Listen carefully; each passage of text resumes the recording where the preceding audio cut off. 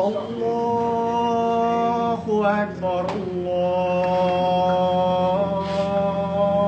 Akbar, Allahu Akbar, Allahu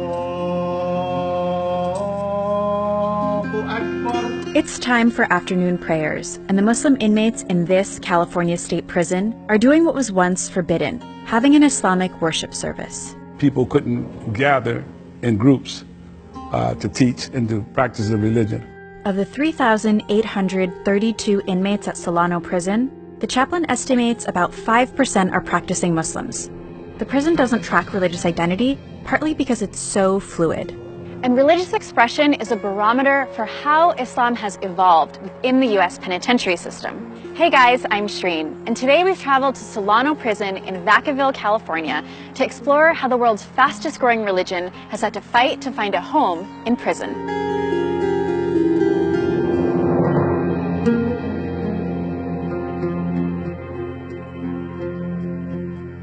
When I became Muslim, I was given a set of principles. Do this, don't do that. When in doubt, don't. That's Jesse Burleson, who people here know as Hassani. He's been in prison for 31 years. Hassani is one of the practicing Muslims at Solano Prison, and they're part of the millions of people behind bars in the U.S. In fact, the United States has the largest prison population in the world.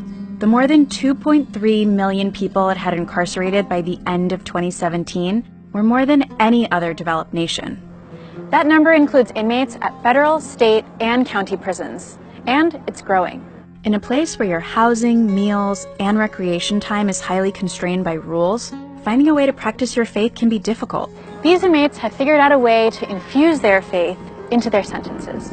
One of the things that started me seeking something different was I was looking at the people that were around me who were older than I was, who had been in prison longer than me, and who had been on that same negative, self-destructive path, and me not being satisfied with what I was seeing in them.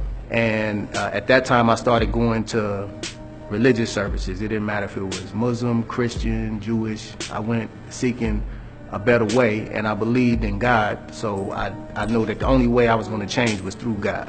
He's just one of the Muslims that Solano chaplain Muhammad Ali interacts with on a daily basis.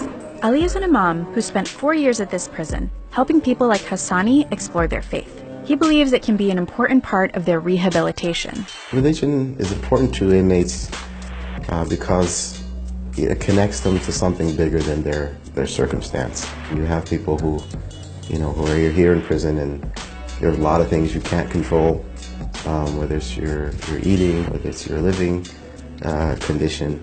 It really helps human beings feel a sense of connectedness to something beyond what's right in front of them.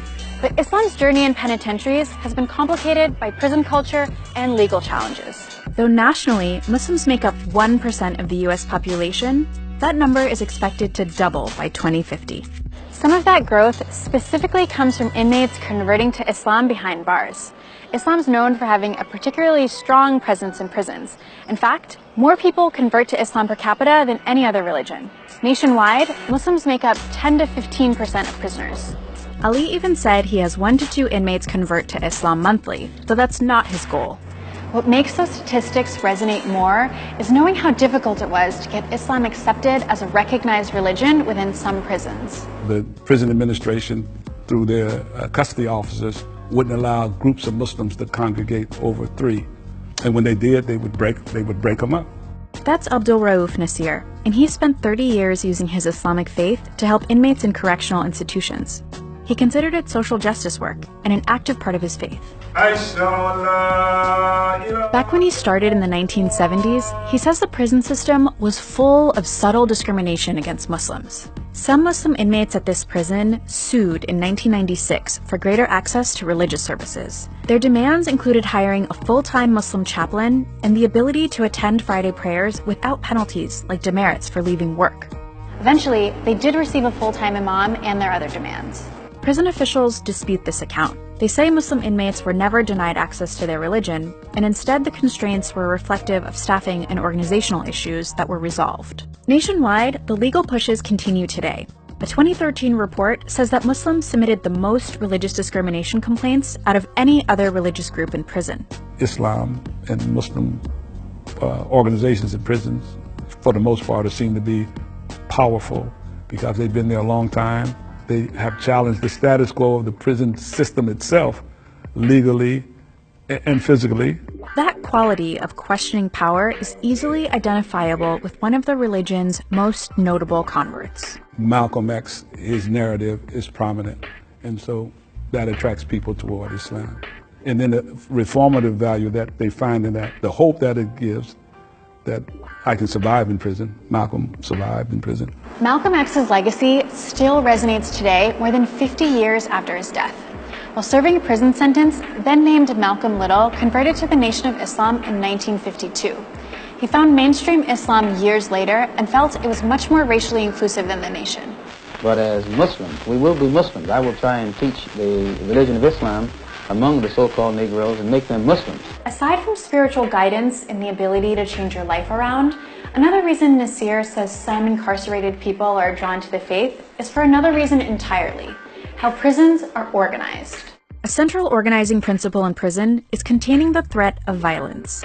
Inmates are housed and classified according to the risk of violence they pose. Here at Solano, inmates are housed dormitory style. Those that pose a higher risk are housed in cells like this, with armed guards. In their downtime, the crew that inmates spend time with matters, because they're the ones that also offer protection. So what does any of this have to do with practicing Islam in prison? Well, Nasir explains that your brothers in the faith can actually help protect you behind bars, and that source of support transcends race.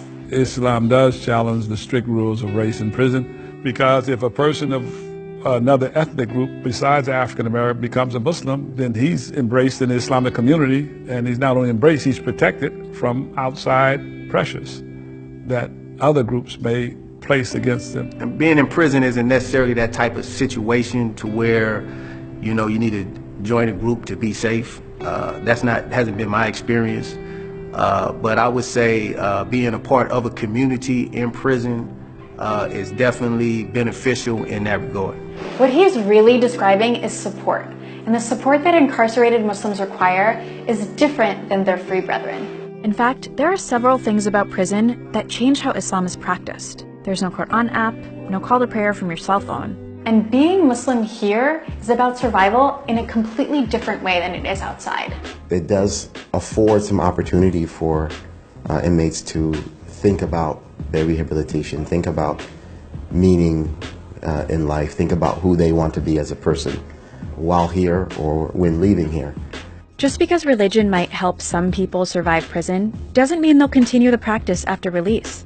Nasir's seen people let go of the faith when they get out. But Hassani, who's just days from release, has his sights set on making Islam's most important journey for Muslims, the pilgrimage called Hajj. So I think for me that making the Hajj as one of my goals, primary goals, if I keep that as a primary goal, that I will be successful and not only stand on the path, but doing everything that I need to do in order to get off parole, save some money, and make the Hajj.